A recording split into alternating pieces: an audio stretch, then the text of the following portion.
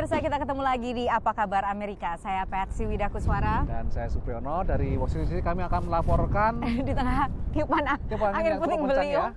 Kita akan melaporkan jalannya pemerintahan Presiden Donald Trump memasuki minggu kedua. Betul. Yang tentunya juga mungkin warga dunia juga menyaksikan, sementara warga Amerika juga merasakan sendiri. Betul. Bahwa dalam minggu pertama ini Gunjang-ganjing transisi ya. Dan kita sudah menduga bahwa ternyata emang sejak seperti yang dijanjikan waktu kampanye di hari pertama sudah mengeluarkan sejumlah impres. Betul. Yang membalikkan sejumlah kebijaksanaan Presiden terdahulu, Presiden Barack Obama. Ya. Jelas adalah kalau misalnya selama ini banyak pihak berharap bahwa Presiden Donald Trump ini akan melunak dibandingkan dengan retorikanya semasa kampanye. Atau mengubah gaya politiknya. Betul. Ternyata tidak. Salah gitu ya, tetap seperti sebelumnya. Jadi ya. dia mungkin America First, itu kan yang sudah dijanjikannya. Pokoknya apapun yang akan dilakukan itu hanyalah demi kepentingan nasional Amerika Serikat. Dan meskipun yang namanya setiap pemimpin negara tentunya mengutamakan kepentingan nasional. Betul. Ya. Tapi juga jangan dilupakan bahwa dia menjabat sebagai presiden ini dengan suasana politik yang masih sangat terpolarisasi. Betul. Kita juga tahu bahwa sehari setelah dilantik ada demo besar-besaran di Amerika, di kota-kota besar Amerika yang intinya melakukan penolakan terhadap berbagai retorikanya yang dianggap gitu ya, memojokkan perempuan, memojokkan minoritas dan sebagainya. Jadi memang transisi kepemimpinan Amerika Serikat kali ini diwarnai dengan salah satunya adalah tingkat popularitas Presiden Donald Trump yang hanya 40% dibandingkan ya, dalam presiden 40 baru tahun terakhir gitu ya. Yaitu kalau dibandingkan Barack Obama itu waktu itu 69%, George W. Bush juga 62%. Jadi penolakan tersebut terjadi juga karena ada isu bahwa Presiden Donald Trump ini memenangkan suara elektoral tapi bukan memenangkan popular vote. Karena kenyataannya 2,9 juta warga Amerika Serikat lebih banyak memilih Hillary Clinton. Dan itu sebenarnya juga mengganggu pikiran dari Presiden Donald Trump ya, karena dalam beberapa kali dia juga merasa saya itu legitimate.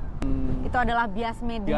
Ya. Dan bahkan sekarang juga kemarin baru punya ide untuk melakukan penyelidikan terhadap kemungkinan curangan dalam pemilu yang menurut dia, menurut Presiden Donald Trump ini seharusnya kalau para imigran ilegal itu tidak boleh memilih, maka ia akan memenangkan popular vote. Ini tentunya dibantah oleh berbagai pihak, termasuk juga oleh berbagai riset yang menunjukkan bahwa selama Pilpres Amerika Serikat kemarin tidak ada yang namanya kecurangan pemilu besar-besaran. Namun kembali lagi ke kebijakan nih di masa awal banyak sih. Trump. Jadi dia sudah mengeluarkan sejumlah impres yang menyangkut kerjasama dalam negeri maupun di dalam negeri. Kalau di luar negeri kita tahu bahwa satu hal yang kemudian juga mungkin berkaitan dengan kawasan Pasifik, dia menarik diri dari TPP, Perjanjian Perdagangan Trans-Pasifik. Kemudian juga dengan tetangganya sendiri, Meksiko juga melakukan perang retorika dan juga mungkin perang perdagangan. Sampai akhirnya Presiden Meksiko Peña Nieto membatalkan kunjungannya ke Washington DC. Pihak Meksiko mengatakan mereka yang meng-cancel, pihak Donald Trump, Presiden Trump mengatakan mereka yang meng-cancel. Ya pokoknya intinya batal lah, nggak jadi bertemu. Yang jelas janji dia waktu kampanye untuk membangun tembok, kemarin juga sudah mengeluarkan impres. Betul.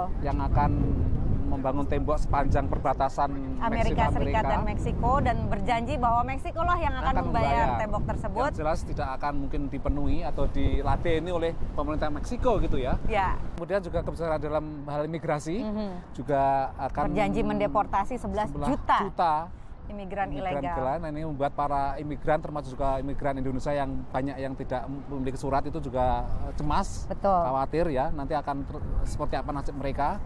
Salah satu kebijakannya juga terkait pengungsi, Pri, dan juga membatasi masuknya imigran dari berapa negara? 7 negara mayoritas berpenduduk Muslim, Suriah, Iran, Yaman, Irak, Yaman, terus kemudian Somalia dan beberapa negara lain. Indonesia tidak termasuk di dalamnya, yang langsung disyukuri oleh ibu saya yang berniat untuk mengunjungi saya.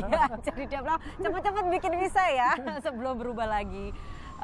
Namun ya itu, banyak terjadi perubahan yang jelas, yang namanya juga transisi politik ya, dari satu partai ke partai lain yang ideologinya juga sangat berseberangan. Gitu ya. Yang jelas 4 tahun ke depan ini akan sangat menarik dan kita akan monitor terus perkembangannya. Untuk sementara ini sebaiknya kita masuk dulu, saya mau kerokan karena anginnya kencang sekali. Mudah-mudahan pembicaraan tadi sempat terekam meskipun bunyi angin amat sangat huru-hara di sini. Kami akan kembali lagi dengan berbagai perkembangan terakhir dari Amerika Serikat minggu depan. Saya Patsy Widakuswara. Dan saya Supriyono. Sampai jumpa.